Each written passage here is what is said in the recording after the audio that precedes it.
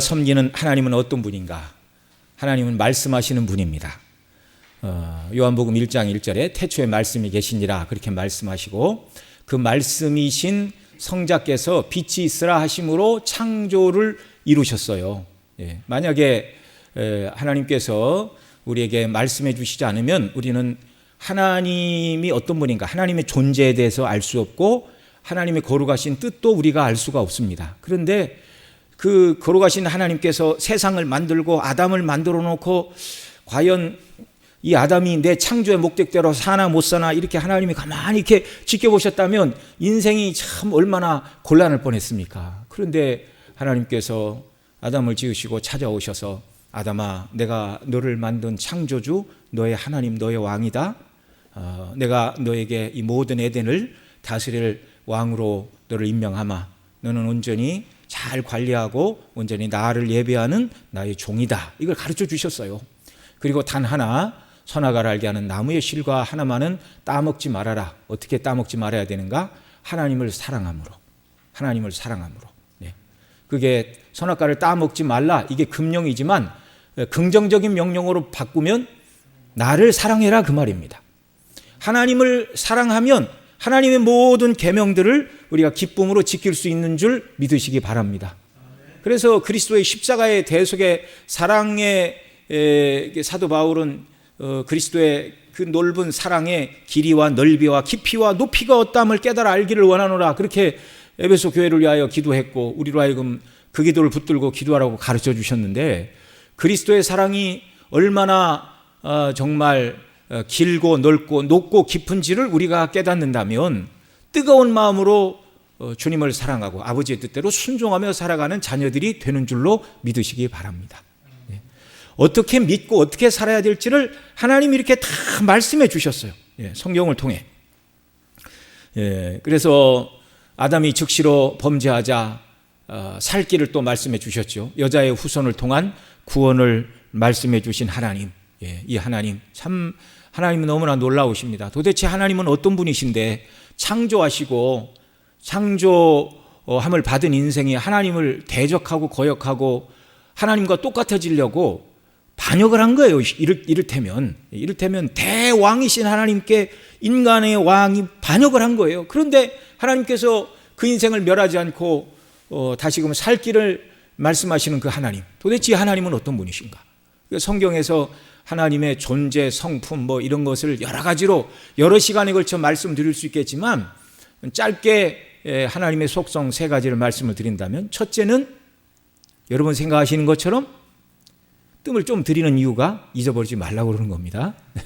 거룩하신 하나님입니다. 하나님은 어떤 분이라고요? 거룩하시다고요.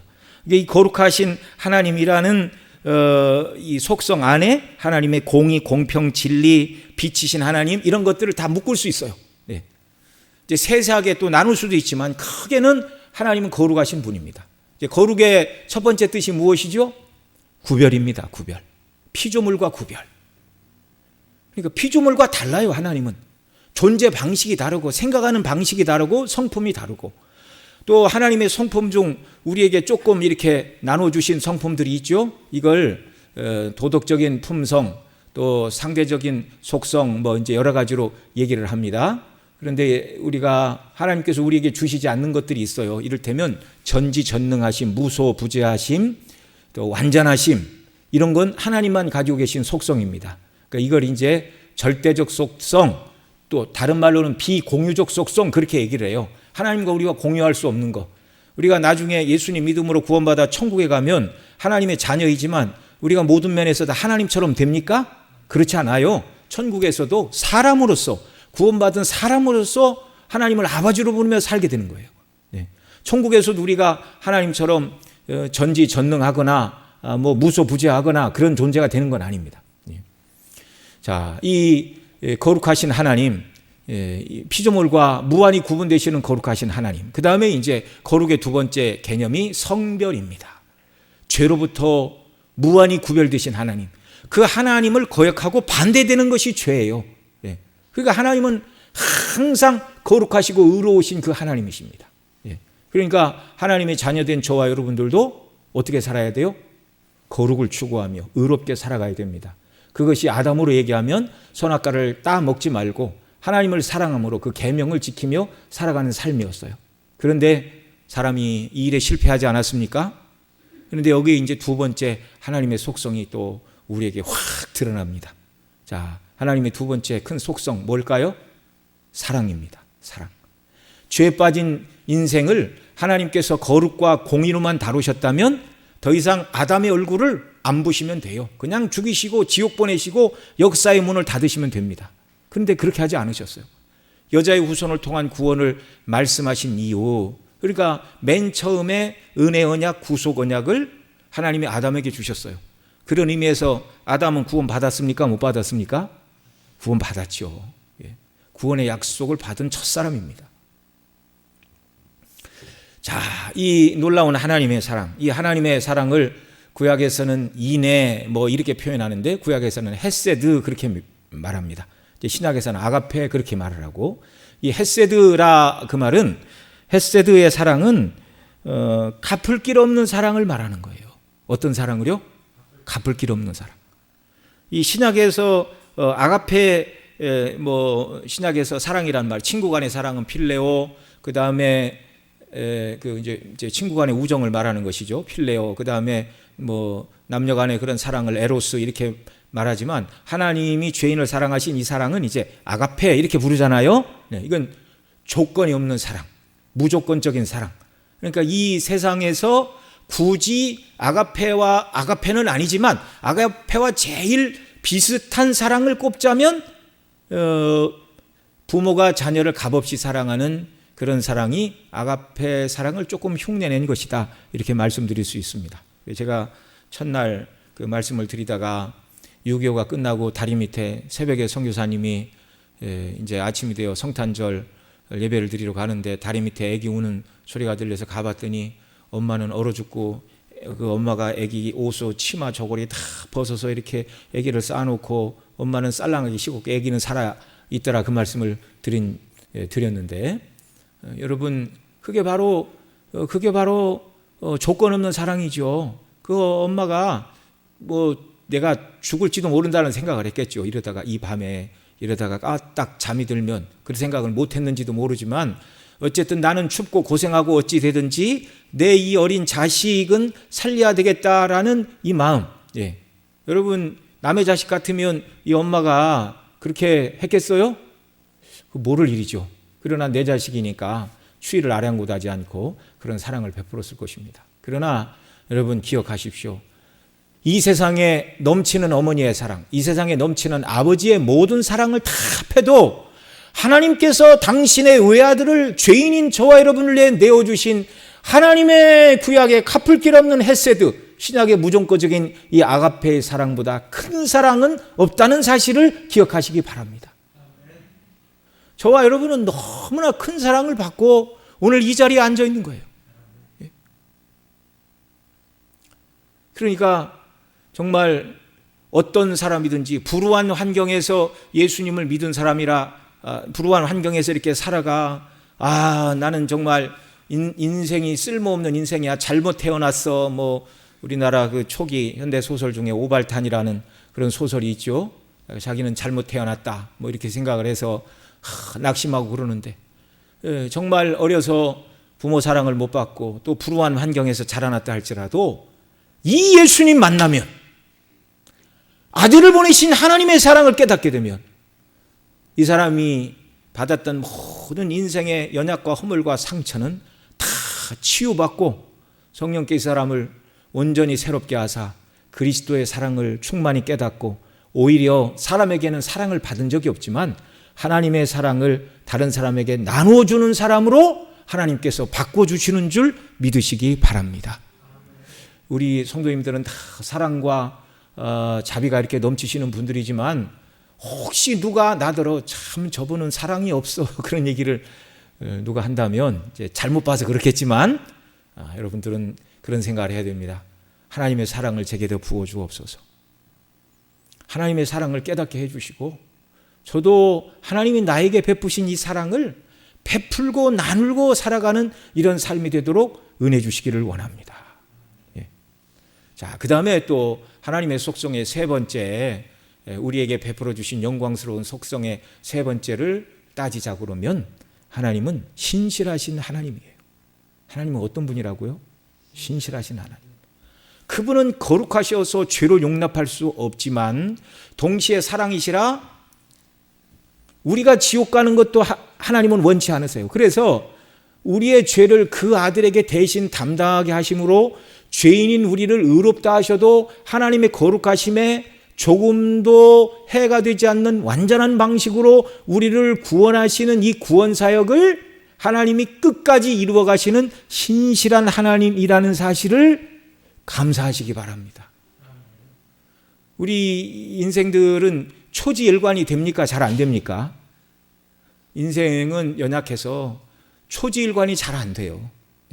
그래서 직장인들, 공무원들, 이런 사람들 초심을 잃었다 그런 비판을 많이 받고 그러는데, 여러분 만약에 하나님께서 처음과 끝까지 그 거룩과 사랑의 성품이 일관되게 유지되어 하나님께서 창세전에 작정한 대로 그리스도 안에서 저와 여러분을 택하시고 택한 자들을 어떤 형편과 처지와 인간의 연약함에도 불구하고 내가 끝까지 구원하리라라는 계획을 세우신 대로 이루어 가시는 신실하신 하나님이 아니었다면 저와 여러분에게는 아무런 소망도 없는 줄 아시기 바랍니다. 근데 하나님은 신실하신 분이에요. 언약하시고 언약하신 대로 이루시는 신실한 하나님. 그래서 우리가 예수님 믿고 살아가다가 때로 연약과 허물로 인해서 주님이 기뻐하시는 일을 하고 또 우리 자신 스스로가 내가 이것밖에 안 되나 그렇게 생각을 하고 사단 마귀가 우리를 향하여 네가 그러고도 구원받은 하나님의 백성이냐 다 집어쳐라 이렇게 불화살을 쏘아댄다 할지라도 끝내 우리 믿음이 떨어지지 않도록 아버지께서 성령을 통하여 저와 여러분을 붙들어 주시고 그리스도 예수의 날까지 우리를 온전히 인도하시는 신실하신 하나님이심을 믿으시기 바랍니다. 그래서 우리가 믿음이 좋아서 우리 믿음이 떨어지지 않는 게 아니고 하나님의 신실하심 때문입니다.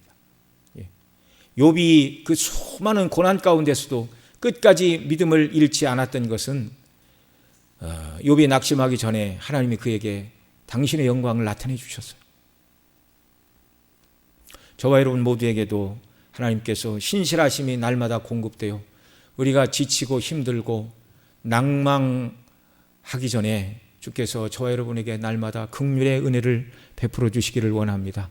그러려면 하나님의 긍휼의 방식인 그리스도의 십자가로 저와 여러분이 날마다 나가야 돼요. 아담이 범죄하자마자 여자의 후손을 통하여 구원을 약속하신 하나님, 그 여자의 후손으로 구원을 이루러 오신 예수 그리스도, 언약을 이루시고 복음을 완성하신 그리스도에게로 저와 여러분이 날마다 나가야 되는 줄 믿습니다. 자, 이제 오늘 나눠드린 유인물 이런 이해를 가지고 보겠습니다.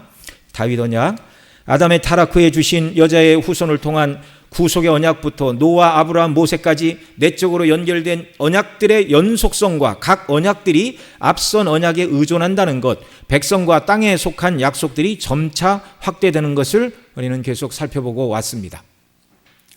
이제 하나님의 마음에 합한 자로 불린 다윗 언약을 통해서는 은혜 언약의 다음 단계로 넘어가게 되는데요. 사사시대 이후 여호와께서는 사울을 왕으로 세우셨다가 그를 패하시고 자신의 종 다윗을 왕으로 세우셨습니다. 다윗은 이스라엘의 영토를 확장하고 그들의 땅과 생명을 위협하는 블레셋을 비롯한 가나안 족속들, 곧 사단의 종노릇하며 하나님을 대적하는 뱀의 후손들과의 더불어 두려움 없이 싸워 영토를 확장하는 일을 감당을 했습니다. 그 후에 다윗이 우리가 오늘 성경 읽은 대로 여호와의 거하실 처소를 짓겠다는 의향을 나단 선지자에게 나타냈을 때 하나님께서 선지자 나단을 통하여 성전 짓는 것을 허락하시는 대신 성전은 네 아들 때 지을 것이다, 솔로몬이 할 일이다, 그렇게 말씀하시고 그 대신 사무엘하 7장 8절로 17절에서 오늘 우리가 읽은 대로 다윗 언약을 말씀하여 주셨습니다. 이 언약도 하나님이 일방적으로 선포하셨어요. 다윗아 나하고 언약을 맺자, 이렇게 맺을까? 이게 아니고 하나님이 일방적으로 선포하셨어요. 자, 앞선 언약들과의 연속성, 어떤 연속성이 있습니까? 다윗은 하나님께서 자기에게 주신 이 언약을 영원한 언약이라고 불렀는데 사무엘하 23장 5절에서 역대상 16장 15절로 17절에서는 또 이렇게 말했습니다. 같이 읽습니다. 너희는 그 언약 곧 천대에 명하신 말씀을 영원히 기억할지니라. 이것은 아브라함에게 하신 언약이며 이삭에게 하신 맹세며 이는 야곱에게 세우신 율례 곧 이스라엘에게 하신 영원한 언약이라. 그러니까 이 다윗은 하나님이 자기에게 주신 언약뿐만 아니라 아담에게 주셨고 노아에게 주셨고 아브라함에게 주셨고 시내산에서 모세 시대의 이스라엘 백성들에게 말씀하신 그 언약을 영원한 언약. 그러니까 한 번 하나님이 말씀하시면 반드시 이루어진다고요? 안 이루어진다고요? 이루어진다고요. 그러니까 아담에게 하신 여자의 후손을 통한 구원 언약, 은혜 언약, 최초의 그 언약은 범죄하자마자 주신 최초의 언약은 그냥 아담 시대만 유효했습니까? 아니잖아요. 그 언약의 말씀을 따라서 그리스도가 오셨고 완성하신 그 은혜 언약 아래 우리가 살고 있잖아요. 그러니까 아담에게 주신 은혜 언약, 구속의 언약이 지금도 유효한 거예요. 예. 노아에게 주신 언약은 노아 시대 끝났습니까? 아니잖아요. 노아에게 주신 언약의 핵심은 뭐라고 그랬어요? 예수님 다시 오실 때까지 이제 세상이 자연현상에 의해 망하거나 인간끼리 싸워서 망하지 않고 예수님 다시 오시고 하나님께서 계획하신 구원을 완전히 이루실 때까지 밤과 낮과 봄, 여름, 가을, 겨울, 사시서철 이 모든 것들을 하나님이 보존하여 주실 것을 약속하여 주신 언약 때문에 오늘 낮에도 해가 떴다가 지고 지금 밤에 달이 아마 떴을 겁니다. 어딘가에는. 네. 그렇게 하나님 우리가 지금 노아 언약 속에 살고 있는 거예요. 여전히. 예. 참으로 놀랍죠. 그래서 하나님께서 그 입으로 발설하신 누구에게 맺으셨든지 그 모든 언약은 지금도 유효하고 현존하는 영원한 언약이다. 그러나 그리스도 안에서 성취가 되었습니다.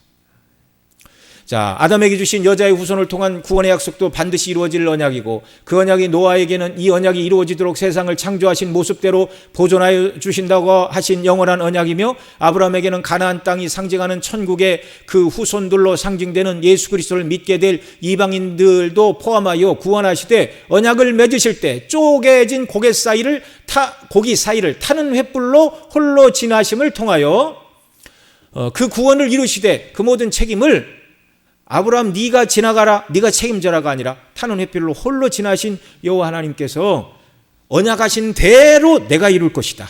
내가 피 흘려 이룰 것이다. 그래서 그 아브라함 15장의 약속이 뭐예요? 내 후손이 이방의 객이 되어 그들을 섬기겠고 400년 후에 내가 그들을 치리니 내 후손들이 많은 재물을 이끌고 나으리라. 그 언약을 이루어 주시려고 출애굽을 하셨는데 출애굽이 그냥 이루어진 것이 아니라 6월절 양을 잡고 이루어졌잖아요. 어제도 말씀을 드렸지만 애굽의 장자들은 애굽 모든 사람을 상징하는 것이었는데 하나님의 공의의 법대로라면 애굽 사람 다 죽어야 되는 그때 누구도 같이 죽어야 됐어요? 이스라엘 백성도 죽어야 됐어요. 왜요? 그들도 죄인이니까. 그런데 언약의 피를 바른 이스라엘 집은 죽음의 사자가 지나갔고 언약의 피가 발리지 않은 애굽 사람의 집은 다 심판하셨어요. 무엇 때문입니까? 언약의 피 때문에. 그 6월절 피는 누구 피라고요? 예수 그리스도의 피의 예표라고요.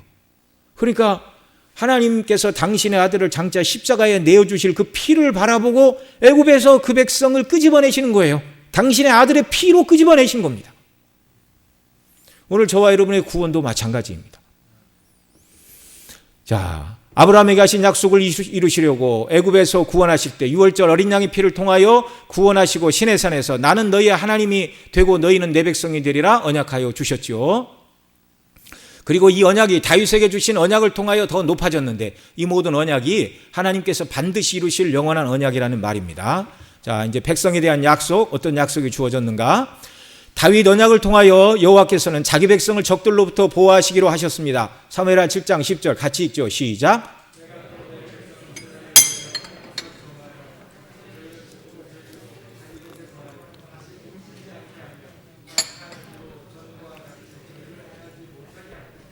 아멘. 자, 또한 모세에게는 모세와 같은 선지자를 보내어 내 말을 그 입에 둘 것이라고 말씀하심으로 은혜 언약을 이루실 구원자가 선지자직을 감당할 것을 말씀해 주셨어요. 그래서 신명기 18장 15절로 18절에 이렇게 말합니다. 또 같이 읽습니다. 시작. 내 하나님 여호와께서 너의 내 형제 중에서 나와 같은 선지자 하나를 너희를 위하여 일으키시리니 너희는 그를 들을지니라. 이것이 곧 네가 총회의 날에 호렙산에서 너의 하나님 여호와께 구한 것이라. 곧 네가 말하기를 나로 다시는 나의 하나님 여호와의 음성을 듣지 않게 하시고 다시는 이 큰 불을 보지 않게 하소서. 두렵건대 내가 죽을까나 하나이다 하매 여호와께서 내게 이르시되 그들의 말이 옳도다. 내가 그들의 형제 중에 너와 같은 선지자 하나를 그들을 위하여 일으키고 내 말을 그 입에 두리니 내가 그에게 명하는 것을 그가 무리에게 다 고하리라. 예.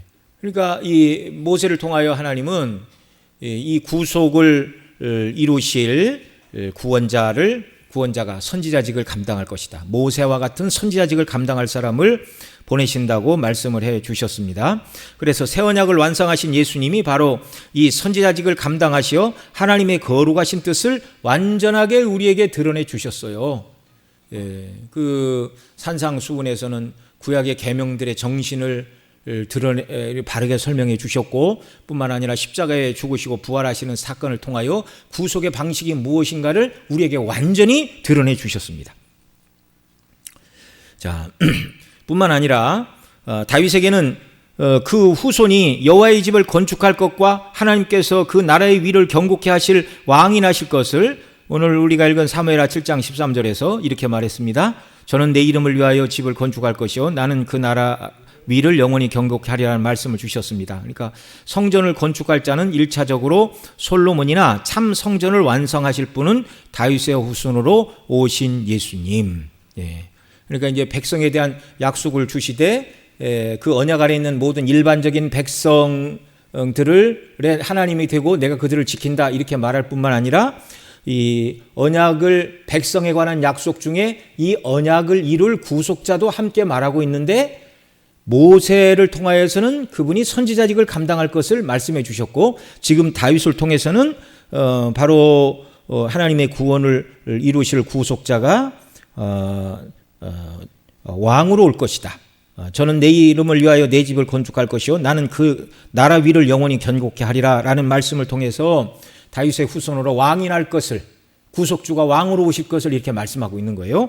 뿐만 아니라 시편 110편도 다윗의 시인데 다윗에게 계시를 통하여 1절과 4절에서 다윗이 영원히 섬길 주님 그분이 멜기세덱의 반차를 쫓아 오실 영원한 대제사장이라고 그 구속주에 대해서 가르쳐 주셨습니다. 여기 시편 110편 1절과 4절 같이 읽습니다. 시작. 여호와께서 내 주에게 말씀하시기를 내가 내 원수로 내 발등상 되게 가기까지 너는 내 우편에 앉았으라 하셨도다. 자, 여기 내가 내 원수로 내 발등상 되게 하기까지 너는 내 우편에, 그러니까 여기 말하는 너는 바로 성자 예수님이고 내 우편에 할 때 내는 하나님 아버지를 말하는 거예요. 주께서 내 주에게, 여호와께서 내 주에게, 여호와는 성부를 말하고 내 주는 성자를 말하는데 내가 내 원수로 할 때 내는 성부고 내 원수로 할 때 내는 성자입니다. 내 발등상 되게 하기까지 그 모든 원수들을 그리스도의 발 아래 두실 때까지 너는 내 우편에 앉았으라. 자, 이 약속을 받은 분이 누구라고요? 4절 여호와는 맹세하고 변치 아니하시리라 이르시기를 너는 멜기세덱의 반차를 쫓아 영원한 제사장이라 하셨도다. 자, 구속주로 오실 그분이 왕이심과 동시에 멜기세덱이 누구였어요? 멜레크, 세덱, 의의 왕이라 그 뜻이에요. 이름 자체가 멜레크가 히브리어로 왕이라는 말이고 세덱이 체데크가 의라는 말입니다. 그러니까 멜기세덱의 이름이 의의 왕, 그래서 히브리서 7장에서 멜기세덱을 의의 왕, 살렘 왕 이렇게 말하죠. 그는 왕임과 동시에 제사장이었습니다. 그래서 다윗 언약을 통하여 구속을 이루실 구속주가 모세를 통하여는 그분이 선지자직을 감당할 것이다. 다윗에게는 그분이 왕직과 제사장직을 감당할 것이다 라는 것을 이렇게 보여주셨습니다. 모든 백성, 택한 백성을 구원하시고 자기의 백성을 삼으시되 특별히 그 백성 가운데 한 사람을 구속주로 보내서 구원을 이루시는데 그 구속주가 선지자직과 왕직과 제사장직을 감당하게 되리라 라는 것을 모세와 다윗을 통하여 드러내 주셨다. 이 그리스도의 삼종직이잖아요. 네. 자, 이렇게 모세와 다윗에게 주신 언약을 통해 은혜 언약을 이루실 구원자가 선지자요 왕이요 제사장의 직분을 감당할 분임을 보여주셨습니다. 이제 선지자들을 통해서 이 뜻이 더 분명히 더 드러나죠. 세 번째, 땅에 대한 약속. 사무엘하 7장 10절에서 내가 또 내 백성 이스라엘을 위하여 한 곳을 정하여 저희를 심고 저희로 자기 곳에 거하여 다시 옮기지 않게 하며, 이렇게 말씀하고 있어요. 또 사무엘하 7장 23절 같이 읽습니다. 시작.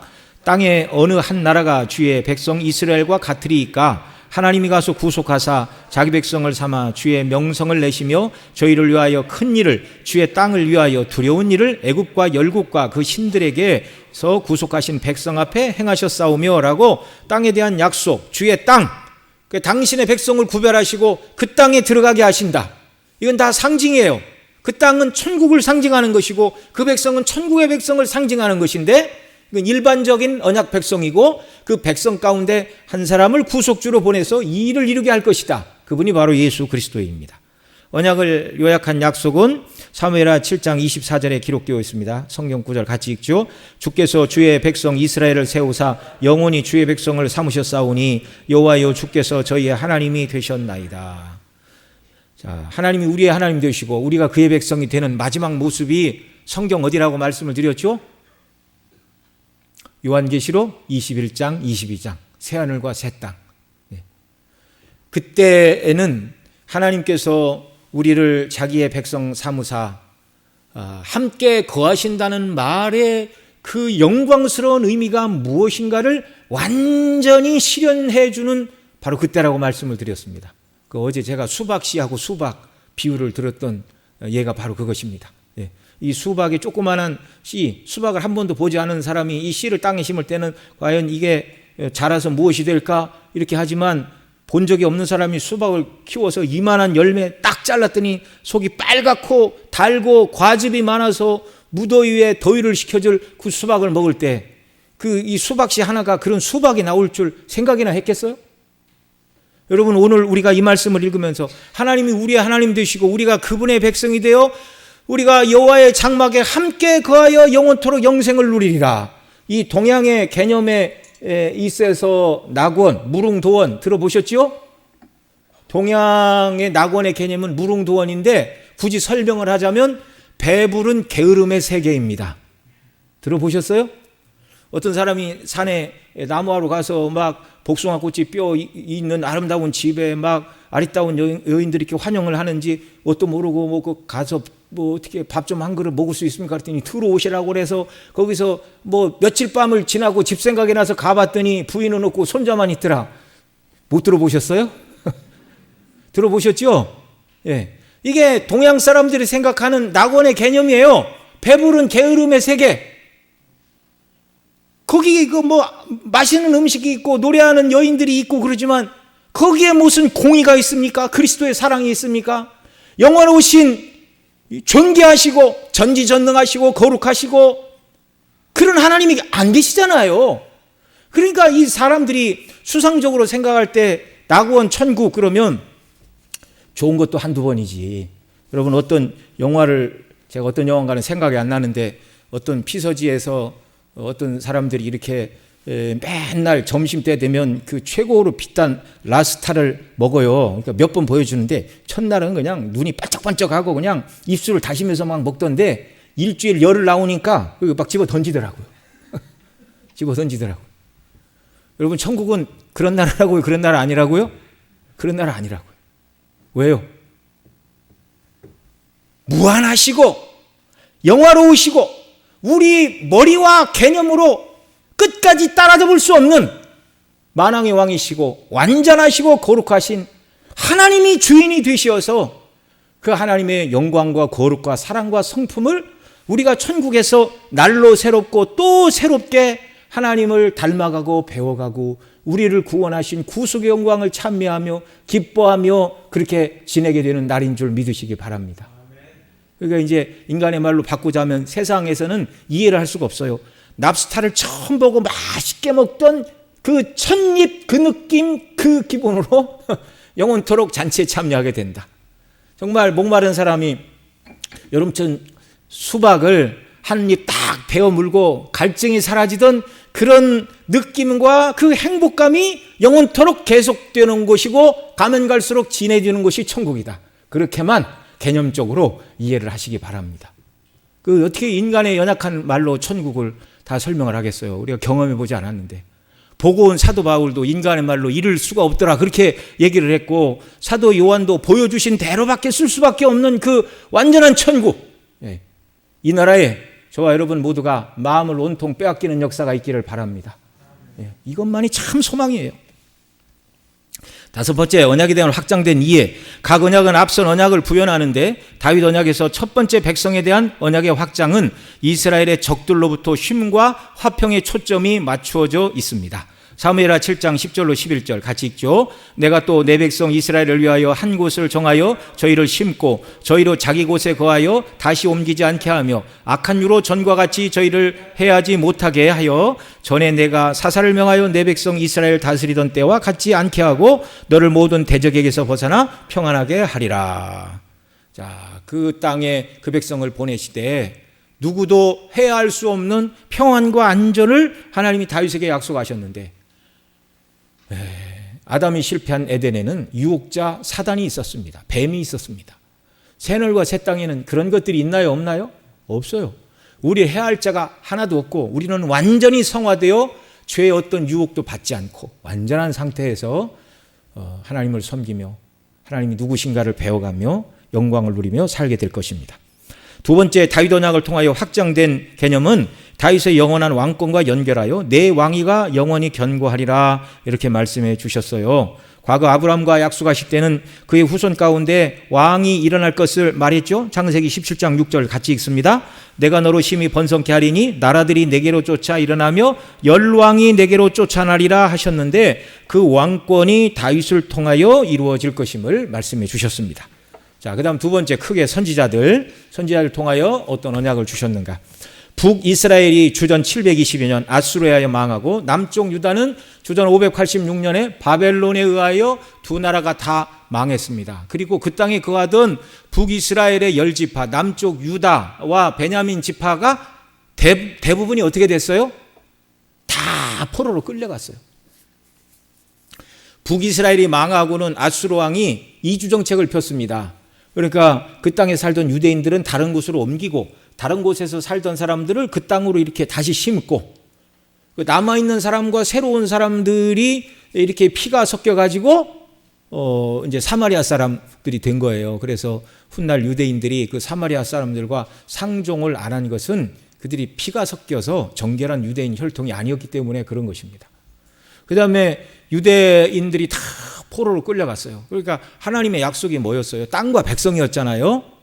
그런데 하나님이 약속하신 가나안 땅 그곳에서 백성이 땅을 잃어버렸어요. 잃어버렸을 뿐만 아니라 쫓겨났어요. 그러니까 하나님이 아브라함에게 약속하실 때 내 후손이 복을 받으리라, 그리고 이제 가나안 땅을 내 후손이 들어가리라 이렇게 말씀해 주셨는데, 북이스라엘의 멸망, 남쪽 유다의 멸망과 더불어 땅과 백성에 대한 하나님의 약속이 어떻게 된 것처럼 보입니까? 어떻게 된 것처럼? 패해진 것처럼. 인간의 연약과 허물로 이들이 포로로 끌려간 이유가 뭐예요? 우상 숭배.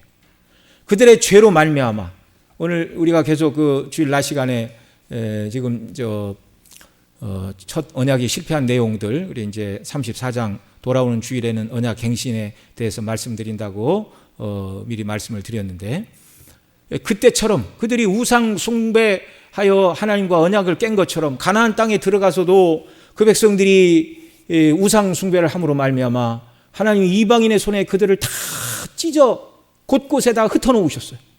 그 땅에서 쫓겨났어요. 땅에 대한 약속이 폐하여졌고, 그 백성이 그 땅에서 쫓겨났으니 가나안 땅에 그 백성을 들어가게 하신다는 백성에 대한 약속도 인간의 죄 때문에 다 폐하여진 것처럼 보였다는 말입니다. 그런데 하나님은 그런 가운데서도 다시 선지자들을 통하여 회복을 말씀하십니다. 남은 자들 들어보셨죠? 남은 자들. 나무는 베어졌잖아. 밑둥에 구루터기가 남아있어요. 구루터기. 그 남은 자들에게 선지자를 통하여 하나님이 다시 아브라함에게 주셨던 언약을 다시 말씀을 하십니다. 참, 인간의 죄에도 하나님의 구원 계획은 끊어지지 않고 오늘까지 유지되었다는 사실입니다. 이게 아까 앞서 말씀드렸던 하나님의 특별한 세 가지 성품 중에 어디에 해당하는 것이죠? 신실하신 하나님. 자, 앞선 언약들과의 연속성 보겠습니다. 여호와께서 선지자들을 백성들에게 보내시어 전하게 하신 메시지는 다른 것이 아니라 아브라함과 모세와 다윗과 맺으신 언약의 호소하심으로 정말 심판 중에도 소망을 알게 하셨어요. 첫 번째, 이사야를 통하여는 이스라엘을 부르되 나의 벗 아브라함의 자손들아라고 부르셨습니다. 이사야는 포로 끌려가기 전인데 멸망을 앞두고 이렇게 예언을 하고 있어요. 이사야를 보면 이스라엘이 망할 것, 그 다음에 하나님께서 쓰실 고레스를 통하여 그 백성을 포로에서 돌아오게 하실 것을 150년 전에 내다보고 예언하게 하시는 선지자였습니다. 다윗에게 허락한 확실한 은혜를 따라서 영원한 언약을 맺으실 것을 또 이사야 55장에 말씀하고 있습니다. 이제 다음에 이사야 40장이나 55장 우리 설교할 기회가 있으면 그때 더 자세히 말씀을 드리고, 오늘은 이제 숲을 보는 시간이니까 이 정도만 하고 넘어갑니다. 자, 두 번째, 예레미야를 통해서는 아브라함과 이삭과 야곱의 자손이라고 그 백성을 칭하셨습니다. 그들의 하나님 여호와, 이들이 그들의 하나님 여호와를 섬기며 내가 그들을 위하여 세울 그들의 왕 다윗을 섬기게 하리라, 또 그렇게 말씀을 해 주셨어요. 이것은 아브라함과 이삭과 야곱에게 주신 언약이, 그들이 예레미야는 포로로 끌려가기 전부터 포로로 끌려간 이후까지 사역한 선지자였습니다. 예레미야가 주로 했던 얘기는 무엇이냐면, 조금 있으면 갈대아 사람, 바벨론 사람이 올 것인데 너희는 포로로 끌려가라. 그러자 그 시드기야 같은 거짓 선지자가 일어나서 여호와의 영이 나에게서 떠나 언제 너에게로 갔느냐, 그리고 막 이 철을 가지고 와서 막 자기 손을 묶고 다 대적들은 끌고 가시리라, 뭐 이렇게 엉터리 같은 예언을 하잖아요. 말도 안 되는 소리를 하잖아요. 예레미야가 미움을 많이 받았어요. 바벨론이 오면 항복해라, 이게 하나님 뜻이다. 그러니까 아니, 성전이 여기 있고 우리가 하나님께 날마다 제사를 드리는데 무슨 소리를 하느냐고, 저 매국노다고. 그런데 이 예레미야를 통하여 하나님께서 그 백성을 아브라함과 이삭과 야곱의 자손으로 부르시고 내가 다시 세울 다윗을 통하여 구원하리라. 그 말씀이 예레미야 30장 9절입니다. 같이 읽습니다. 시작. 너희는 너희 하나님 나 여호와를 섬기며 내가 너희를 위하여 일으킬 너희 왕 다윗을 섬기라 하였는데, 다윗은 주전 1000년 전 사람이고 예레미야는 600년 포로로 끌려가던 당시 사람이었습니다. 586년에 포로로 끌려갔잖아요. 그러니까 400년 후에 선지자 예레미야가 내가 너희를 위하여 일으킬 너희 왕 다윗을 섬기리라 말할 때, 이 다윗은 솔로몬의 아버지 다윗을 말하는 게 아니고 다윗의 후손으로 오셔서 구원을 완성하시고 우리를 통치하실 예수 그리스도를 지금 이렇게 말하고 있는 것입니다. 이 표현이 이제 뒤에서 더 나옵니다. 여기서 일으키신다는 너희 왕 다윗, 자, 그 설명 드렸어요. 5페이지까지. 또한 모세 언약의 저주들에서 돌이켜 그들의 미래를 회복하실 것을 선언해 주셨습니다. 예레미야 32장 36절로 42절 또 한 절씩 읽겠습니다. 시작. 그러나 이스라엘의 하나님 나 여호와가 너희의 말하는 바 칼과 기근과 연병으로 인하여 바벨론 왕의 손에 붙임 바 되었다 하는 이 성에 대하여 이같이 말하노라. 보라, 내가 노와 분과 큰 분노로 그들을 쫓아 보내었던 모든 지방에서 그들을 모아내어 이곳으로 다시 인도하여 안전히 거하게 할 것이라.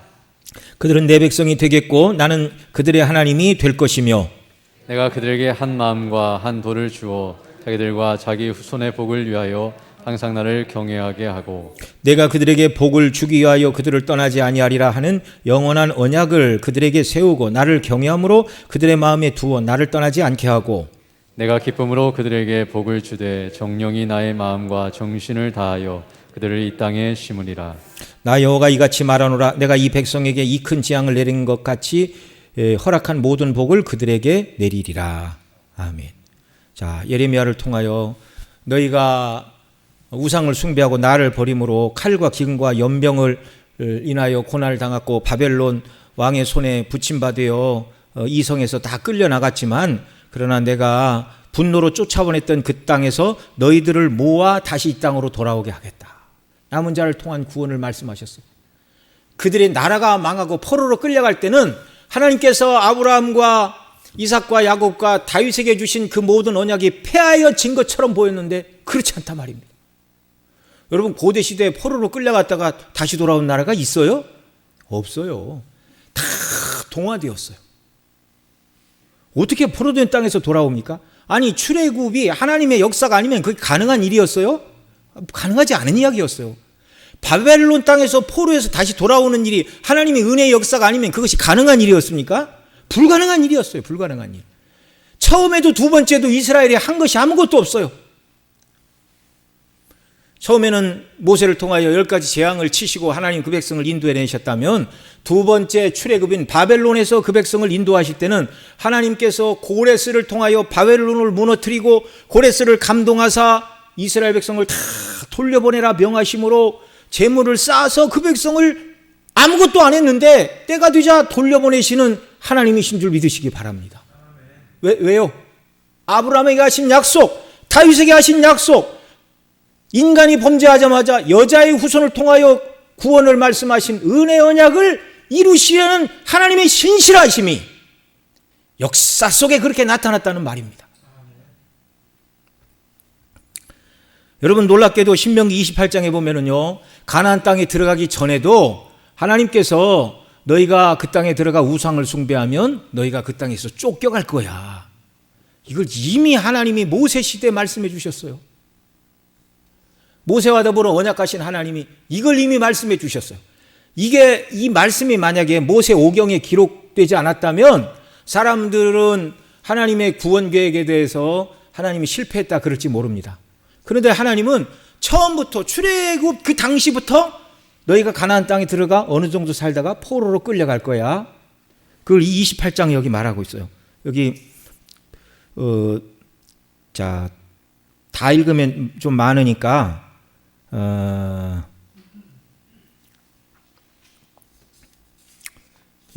다 읽으면 좀 많으니까 거기 군데군데 좀 보겠습니다. 63절, 이왕이 여호와께서 너희에게 선을 행하시고 너희로 번성케 하시기를 기뻐하시던 것 같이 이제는 여호와께서 너희를 망하게 하시며 멸하시기를 기뻐하시리니 너희가 들어가 얻은 땅에서 뽑힐 것이요 여호와께서 너를 땅 이 끝에서 저 끝 만민 중에 흩으시리니 내가 그곳에서 너와 내 열조에 알지 못하던 목석 우상을 섬기리라.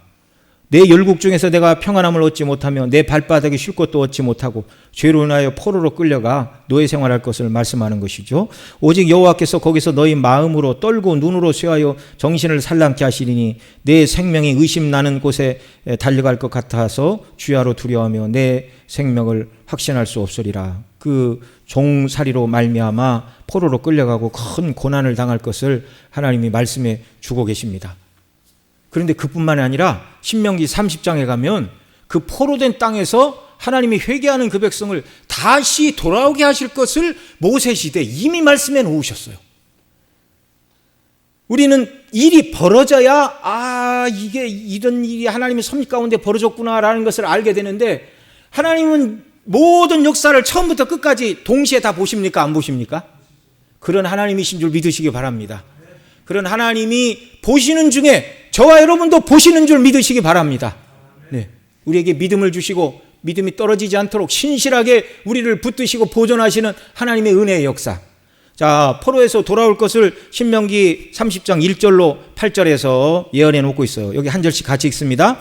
내가 내게 진술한 모든 복과 저주가 내게 임함으로 내가 내 하나님 여호와께 쫓겨간 모든 나라 가운데서 이 일이 마음에 기억이 나거든 너와 내 자손이 내 하나님 여호와께로 돌아와 내가 오늘날 내가 명한 것을 온전히 따라서 마음을 다하고 성품을 다하여 여호와의 말씀을 순종하면 내 하나님 여호와께서 마음을 돌이키시고 너를 긍휼히 여기사 내 포로를 돌리시되 내 하나님 여호와께서 너를 흩으신 그 모든 백성 중에서 너를 모으시리니 너의 쫓겨간 자들이 하늘가에 있을지라도 내 하나님 여호와께서 거기서 너를 모으실 것이며 거기서부터 너를 이끄실 것이라. 내 하나님 여호와께서 너를 내 열조가 얻은 땅으로 돌아오게 하사 너로 다시 그것을 얻게 하실 것이며 여호와께서 또 내게 선을 행하사 너로 내 열조보다 더 번성케 하실 것이며 내 하나님 여호와께서 내 마음과 내 자손의 마음에 할례를 베푸사 너로 마음을 다하며 성품을 다하여 내 하나님 여호와를 사랑하게 하사 너로 생명을 얻게 하실 것이며 내 하나님 여호와께서 내 대적과 너를 미워하고 핍박하던 자에게서 이 모든 저주로 임하게 하시리요 너는 돌아와 다시 여호와의 말씀에 순종하고 내가 오늘날 내게 명한 그 모든 명령을 행할 것이라. 아멘. 아니 가나안 땅이 들어가기 전인데 그 땅에다가 우상 숭배하면 포로로 끌려가게 되고 회개하면 다시 돌아오게 하리라 그렇게 말씀하시면서 포로 된 땅에서 돌아와 더 번성케 하시고 6절에 보면 내 마음과 내 자손의 마음에 할례를 베푸사 이렇게 말씀하고 있어요. 할례는 어디에 하는 것이라고요? 마음에 하는 것이라고요. 이 마음에 할례를 베푼다는 말은 성령의 감동 감화하심으로 예레미야 31장 에스겔 36장에 말하던 성령의 감동으로 말미암아 새 언약을 우리 마음의 신비에 새겨주는 구원의 역사를 말하는 것입니다. 거듭남의 역사. 근데 그것이 언제 이루어졌어요? 예수님이 대속을 이루시고 성령이 오심으로 구약에 약속하고 있는 그 모든 새 언약의 약속, 너희의 신비의 성령께서 새 언약을 새기실 것이다라는 이 말씀이 오순절 성령으로 말미암아 이 약속이 이루어진 것입니다. 너무나 놀랍잖아요. 그 신명기 30장의 이 말씀은 예수님이 이루시고 성령이 오셔서 그를 믿는 자들의 심령 속에 성령께서 거듭나게 하사 마음의 할례를 베풀어 주실 것까지 하나님이 다 내다보시고 모세에게 이 모든 말씀을 주셨음을 믿으시기 바랍니다. 다시 말씀을 드립니다. 하나님은 처음부터 역사의 끝까지 다 어떻게 하신다고요? 보시고. 그렇게 얘기하면 안 돼요. 하나님이 역사의 처음부터 끝까지 계획하셨고 그 구원을 이루어 가시는 전능하신 역사의 주인공 주체이심을 믿으시기 바랍니다. 그 하나님의 구원의 역사 속에 저와 여러분이 포함되어 있어서 예수님을 믿고 오늘 중심교회 지체가 되어 구원받아 하나님의 자녀로서 영광을 돌리며 이 땅을 살아간다는 게 이게 얼마나 영광스럽고 복된 일인지 너무 감사할 것밖에 없습니다. 자, 그 다음 세 번째, 에스겔은 포로가 된 이후의 선지자인데 내 종 야곱에게 준 땅에 거주하도록 그들을 이끌어내실 것이라고 약속해 주셨습니다. 그들이 내 규례를 준수하고 내 율례를 지켜 행할 것이라고 말씀해 주셨고 내 종 다윗이 그들의 왕이 될 것이라고 예언하면서 아브라함과 모세와 다윗과 맺으신 언약들을 주목하게 하셨어요. 여기 에스겔이 말하는 내 종 다윗이 그들의 왕이 되신다는 말도 이 에스겔은 예레미야보다 50년도 더 뒤에 사람이에요. 포로 시대 사람이에요. 포로지에서 사역했던 선지자예요. 다윗은 사울 다음에 이스라엘 왕 아닙니까? 수백 년 전 다윗, 내종 다윗, 이 다윗이 누구라고요? 다윗의 후손으로 오실 그리스도, 그들을 구원하실 왕의 왕 그리스도. 4번, 미가를 통해서는 모세를 보내시어 그들을 종노릇한 데서 어떻게 속량하셨는지를 기억시켰는데요. 미가서 6장 4절 같이 읽습니다. 내가 너를 애굽 땅에서 인도하여 내어 종노릇하던 집에서 속량하였고 모세와 아론과 미리암을 보내 내 앞에 행하게 하였노라. 여전히 미가 시대의 모든 백성들도 하나님께서 주신 모세 언약과 그 구원 안에 있는 자들이라는 말씀입니다. 호세아를 통하여서는 그들의 왕 다윗을 찾으며 돌아올 것을 호세아 3장 5절에서 같이 읽습니다. 그 후에 저희가 돌아와서 그 하나님 여호와와 그 왕 다윗을 구하고 말일에는 경외함으로 여호와께로 와서 그 은총으로 나아가리라. 역시 그 왕 다윗의 후손으로 오실 메시아 예수 그리스도를 찾고 그 안에서 하나님의 은총 곧 구원을 누리게 될 것을 호세아를 통해서도 말씀해 주셨습니다. 와, 정말 여러분 성경 창세기부터 계시록까지 다 언약을 적용하시는 하나님의 놀라운 구원 역사예요. 성경의 영감서를 말할 때 유기적이라 이렇게 얘기합니다. 유기적. 창세기부터 계시록까지 이렇게 다 연결이 되어 있다 그 말이에요. 유기적으로. 그냥 끊어진 것이 아니라 다 짜여 있다는 거예요. 이 언약의 씨줄과 날줄로. 이게 유기적이라는 말이에요. 그 다음에 성경 영감설의 또 다른 말은 완전 영감설. 이게 처음부터 끝까지 영감이 안 된 부분이 하나도 없다. 그 다음에 이제 축자 영감설. 이제 개혁주의 이게 성경관입니다. 유기적 완전 축자. 축자는 글자 한자 한자까지. 물론 여기서 말할 때 글자 한자 한자를 오류 없이 기록하도록 성령께서 감동을 주셨다라고 말할 때의 그 성경은 원전을 말하는 것입니다. 원전. 우리말 성경은 이게 이제 개혁, 우리는 한글을 쓰고 있지만 지금 대다수가 개혁 개정을 쓰고 있잖아요. 그러니까 이 성경이 번역되는 단계에서 의미가 조금씩 달라질 수 있어요. 탈자가 있을 수도 있고. 그래서 번역본은 약간의 오류가 뭐 0.001, 그러나 구원과 관련된 오류는 절대 있을 수가 없습니다. 이건 분명히 아셔야 되고요. 자, 그러나 원전에 있어서 하나님의 영감은 유기적이고 완전하고 글자 한자까지 축자, 유기적 완전 축자 영감, 성령께서 감동하사 이 그리스도를 통한 아름다운 구원을 온전히 드러내도록 이런 은혜를 베풀어 주셨습니다. 참 성경이 보면 볼수록 이렇게 놀라운 책인가, 말씀하시는 하나님의 지혜대로 기록된 책입니다.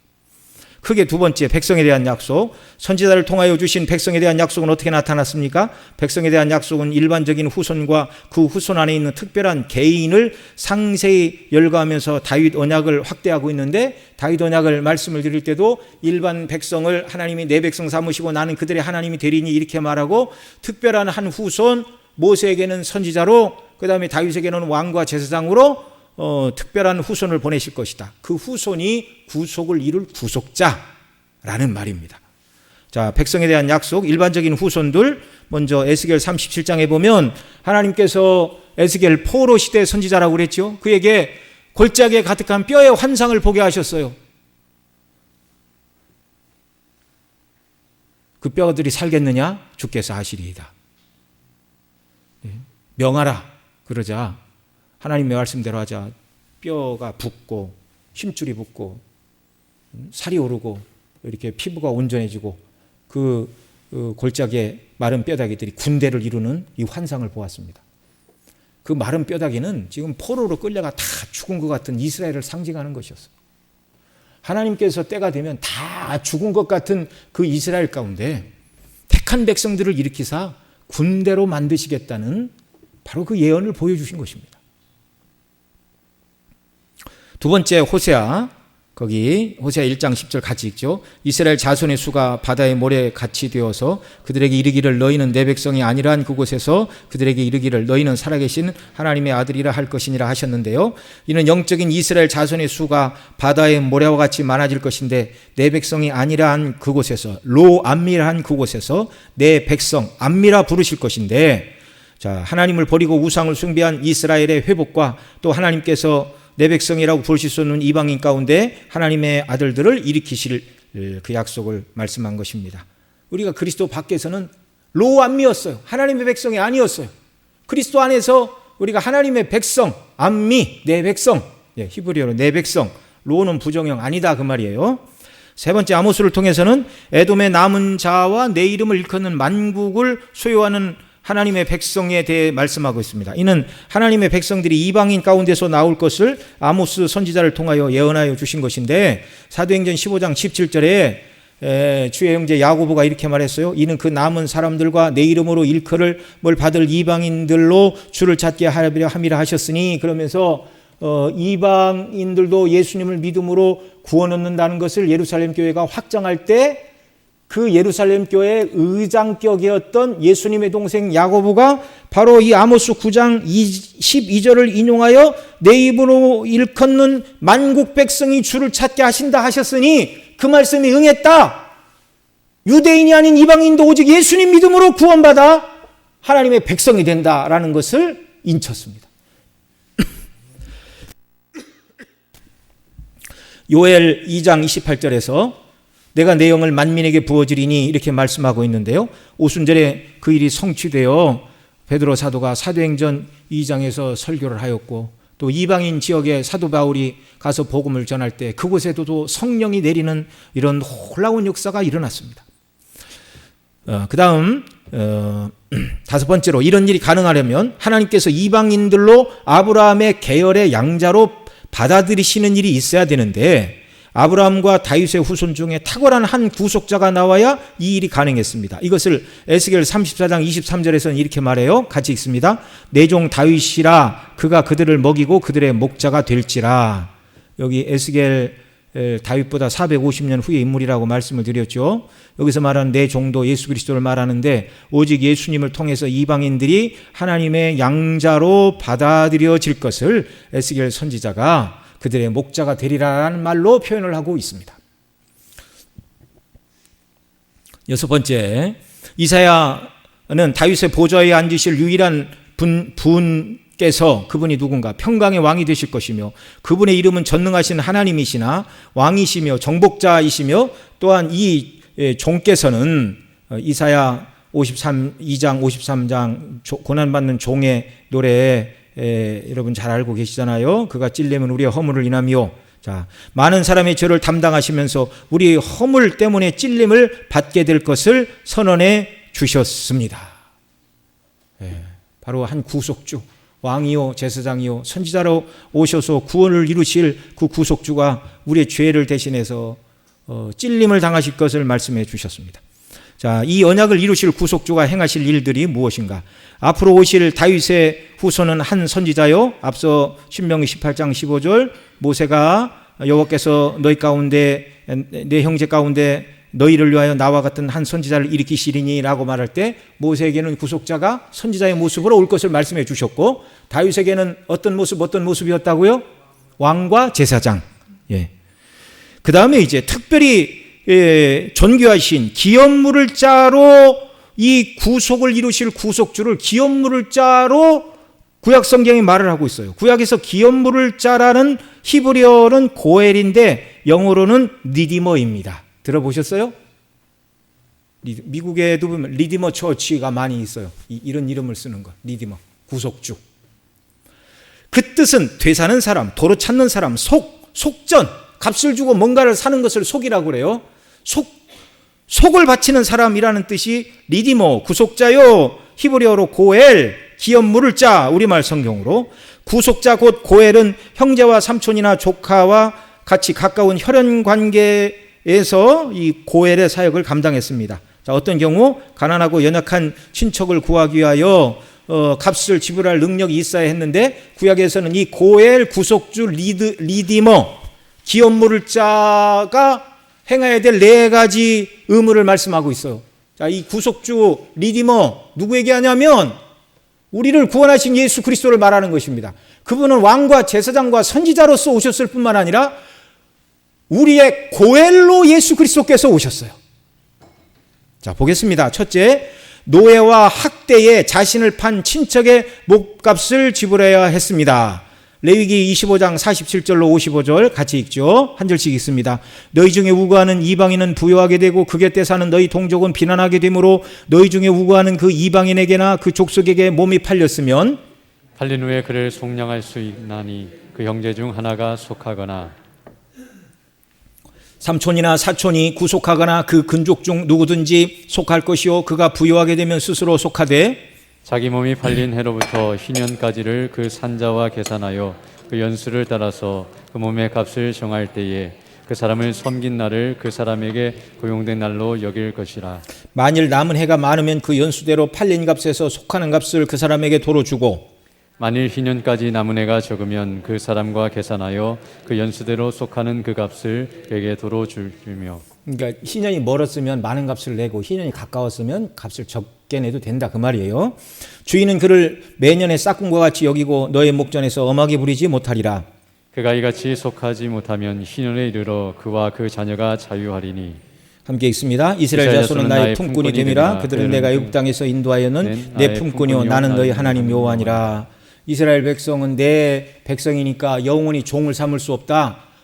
가난하게 되고 우리 그 출애굽기에서 살펴봤잖아요. 이렇게 도둑질해서 갚을 길이 없으면 자기 일을 팔아가지고 종으로 팔아서 남의 집에 6년 일하고 7년 때는 이제 놓아주라고 그랬으니까 그런 경우 이제 종이 될 때 그 일가 친척 중에 경제적인 능력이 있는 사람은 노예로 팔린 그 사람의 몸값을 지불하고 자유를 주는 일을 해야 된다. 그 일을 누가 하라고요?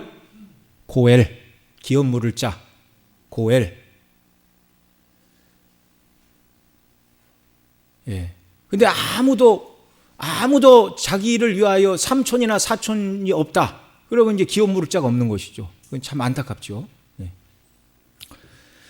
예. 그러나 우리 윤길이 사촌 많지요? 예. 예. 뭐 외사촌도 사촌이니까. 예. 그러나 뭐 세상에 친사촌은 없다 할지라도 주님이 우리 윤길이뿐만 아니라 저와 여러분 모두의 고엘인 줄 믿으시기 바랍니다. 아쉬울 거 없고 서운할 거 아무것도 없어요. 둘째로 후사가 없이 친척의 과부된 아내와 결혼하여 그 여인의 이제 아기가 없이 남편이 없이 아기도 없이 홀로 늙어가다 보면 이 여인이 살아갈 노년이 되어서 기운 떨어지면 살 수 있어요, 없어요? 못 살아요. 그러니까 이 여인과 계대 결혼을 하여 아들을 낳아 이 아들이 엄마가 힘 있을 때 기르고 또 이 아이가 늙은 어머니를 복양하여 노년을 잘 살아갈 수 있도록 하기 위하여 기업물을 짜가 과부된 친척의 아내와 결혼을 해야 된다. 이게 기업물을 짜의 두 번째가 해야 될 일이었습니다. 이 사건이 구약성경 어디에 기록되고 있다고요? 룻기서에. 룻과 보아스의 결혼이 바로 그 계대 결혼, 기업물을 짜, 고엘의 의무를 보아스가 감당한 것입니다. 세 번째로 억압받거나 살해당한 친척의 이름을 어떻게 해야 됐어요? 보복해야 됐어요. 그러니까 이 고엘이 하는 일, 첫 번째는 돈이 없어서 노예로 자기 자신을 판 사람, 그 형제나 친척을 값을 주고 사내는 일을 하는 것이 고엘이었고, 두 번째는 남편이 없이 과부가 된 여인의 그 불쌍한 노년 누가 지켜줍니까? 그래서 대신 장가들어 아들을 낳아 후사를 이어줄 뿐만 아니라 이 의지가 없는 이 여인의 의지가 되어주도록 하는 이 일을 고엘이 감당했고, 세 번째는 억울하게 죽은 친척의 원한을 갚는 복수자의 역할을 감당해야 했습니다. 이것이 민수기 35장 19절 같이 읽습니다. 시작. 피를 보수하는 자가 그 고살자를 친히 죽일지니 그를 만나거든 죽일 것이요. 그 다음 네 번째로 가난한 친척의 박탈당한 기업을 되사주어야 했습니다. 노예로 팔린 사람뿐만 아니라, 노예는 아니라 할지라도 가난해져서 논과 밭을 팔았는데 그 옆에 고엘, 값을 치를 만한 친척이 있다면 그 값을 대신 치러주어야 한다, 그 말입니다. 레위기 25장 23절 25절 같이 읽습니다. 토지를 영영히 파지 말 것은 토지는 다 내 것임이니라. 너희는 나그네에 우거하는 자로서 나와 함께 있느니라. 너희 기업이 온 땅에서 그 토지 무르기를 허락할지니라. 이 무른다 그 말이 고엘이 기업 물을 자가 사주라 그 말이에요. 25절 만일 너희 형제가 가난하여 그 기업 얼마를 팔았으면 그 근족이 와서 동족에 판 것을 물을 것이요, 값을 물어주고 회복시키라 그 말입니다. 하나님의 언약 사역이라는 맥락에서 구속자로 오실 다윗의 가지에서 나오실 예수 그리스도는 여기 고엘과 관련해서 설명하면 가난하고 책임 능력이 없는 친족을 노예에서 속량하고 그들의 박탈당한 상속을 되찾아주고 후사가 없는 과부와 결혼하여 그 여인의 노년을 보호하고 또 피해 보수자로 대적자에게 보복을 해야 하는데 곧 뱀의 후손에 맞서 여자의 후손을 보호하고 보복하는 일을 감당할 자가 고엘이었는데 우리의 고엘이 누구시라고요? 예수 그리스도시라고요. 예수 그리스도시라고요. 이사야는 이 기업 물을 구속주에 대하여 이사야 61장 1절로 3절에서 이렇게 영광스럽게 말했습니다. 같이 읽습니다. 주 여호와의 신이 내게 임하셨으니 이는 여호와께서 내게 기름을 부으사 가난한 자에게 아름다운 소식을 전하게 하려 하심이라. 나를 보내사 마음이 상한 자를 고치시며 포로된 자에게 자유를, 갇힌 자에게 노임을 전파하며 여호와의 은혜의 해와 우리 하나님의 신원의 날을 전파하여 모든 슬픈 자를 위로하되 무릇 시온에서 슬퍼하는 자에게 화관을 주어 그 죄를 대신하여며 희락을 기름으로 그 슬픔을 대신하며 찬송의 옷으로 그 근심을 대신하시고 그들로 의의 나무 곧 여호와의 심으신 바 그 영광을 나타낼 자라 일컬음을 얻게 하려 하심이니라. 고엘로 오셔서 우리를 죄에서 사내시는 예수 그리스도, 마음이 상한 자를 회복시켜서 기쁨을 주시는 고엘이 되시는 그리스도. 자, 그 다음에 땅에 대한 약속. 가나안 땅에 들어가기 전에도 언약을 파기하고 그 땅에 들어가서도 우상을 숭배함으로 언약을 파기한 이스라엘은 모세를 통하여 경고한 대로 땅과 백성에 대한 상속을 박탈당했습니다. 앞서 읽었습니다. 그런데 그 백성들을 포로에서 돌리실 때 돌아온 남은 자들을 통하여 구원하실 백성에 대한 언약이 여전히 유효했어요. 끝난 것이 아니었습니다. 또한 땅도 아브라함에게 주신 땅을 포로에서 돌아와 되찾았을 뿐만 아니라 그 땅이 아니라 더 다른 땅을 약속합니다. 다니엘 2장에 보면 느부갓네살의 꿈을 통하여 세상 역사에 존재할 그런 바벨론, 그 다음에 메데파사, 그 다음에 헬라, 그 다음에 로마를 큰 이렇게 신상을 이렇게 꿈속에 봤지요. 머리는 금으로 되어 있고 그 다음에 가슴과 팔은 은으로 되어 있고 또 배와 넓적다리는 돌로 되어 있고 다리는 철로 되어 있는 큰 신상을 봤어요. 그 설명을 하죠. 금머리는 왕이시라. 그 다음에 왕 후에 왕보다 못한 두 나라 메대 바사가 일어날 것입니다. 느부갓네살 앞에 당신의 나라도 끝이 있다라고, 참 다니엘이 대단한 사람 아닙니까? 근데 누구 명령이니까 해석을 안 할 수밖에 없는 거예요? 하나님의 명령이니까. 때로 제가 강단에서 우리 목사님 좀 나들으라고 하는 소리인가, 왜 저렇게 센 소리를 하시지? 절대 그렇지 않습니다. 제가 뭐 여러분하고 무슨 개인적으로 무슨 원한 관계가 있습니까? 다만 주의 종이 성경에 기록된 대로 말해야 될 책임을 하나님이 설교자에게 주셨을 뿐이에요. 우리 총신에서 설교학을 가르치셨던 박희천 교수님 강의하시다가, 목사가 강단에서 성경 아닌 얘기를 하면 입을 찢어야 됩니다, 그렇게 얘기를 했어요. 네. 좀 무시무시한 말씀이죠. 설교자에게는 이 말씀 저 말씀에 선택의 권한이 없어요. 주신 말씀대로 전해야 될 종이에요. 선지서를 보면 선지자야, 내가 전하라고 하는 말을 네가 전했을 때는 책임이 없다. 그러나 전하라는 말을 전하지 않으므로 저들이 망했다면 저들의 망한 피값을 너에게서 찾겠다. 하나님 이렇게 무섭게 말씀하십니다. 자, 기업 물을 짜. 참 이 다니엘이 대단한 사람이다, 그 얘기를 했죠. 그 앞에 딱 세워놓고, 당신의 나라도 유한합니다. 당신의 나라 바벨론은 금머리지만 그보다 못한 메세 바사가 나타날 것입니다. 멀지 않아 당신의 나라가 망할 거라는 거예요. 그 다음에 그 후에 메대 바사 다음에 이제 배와 넓적다리는 동으로 된 나라 헬라를 말하죠. 그 다음에 헬라 다음에 두 다리, 그러니까 동로마 서로마로 나뉘어지는 이제 노마가 나타날 것, 이제 이런 것들을 다 말씀해 주면서 맨 마지막에 종아리는 철로 된 신상을 쳐부순 돌이 태산을 이루어 온 세계에 가득하게 되는데, 이게 다니엘 2장의 말씀이에요. 하나님이 세우실 나라는 모든 나라를 쳐서 멸하고 그 뜨인 돌이 쳐서 멸하고 그것이 그 돌이 온 태산을 이루게 될 것이다. 완전한 하나님 나라를 그리스도께서 세우실 것을 이렇게 말하고 있어요.